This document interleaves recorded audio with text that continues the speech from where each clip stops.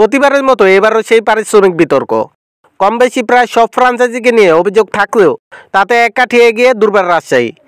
এবার বিষয়টি নিয়ে এক বিদেশি ক্রিকেটারের কাছ থেকে সরাসরি অভিযোগ এলো। পারিশ্রমিক ইস্যুতে টালমাটাল রাজশাহী। পারিশ্রমিক না দেওয়ায় কিছুদিন আগে অনুশীলন বর্জন করেছিলেন ফ্রাঞ্চাইজিটির ক্রিকেটাররা। পরে দলের পক্ষ থেকে তা সমাধান করার ঘোষণা দিল এখনও প্রাপ্য টাকা পাননি বলেই অভিযোগ করেছে। তেমনই একজন দলটির শ্রীলঙ্কান ক্রিকেটার লাহিরু সামারাকুন পারিশ্রমিক না পাওয়ায় অভিযোগ নিয়ে তিনি বিসিবির দ্বারস্থ হয়েছেন। আসল শুরুর আগে প্রেস ডাক থেকে লঙ্কান পেসার লাহিরু সামারাকুনকে দলে বেড়ার দুর্বার রাজশাহী।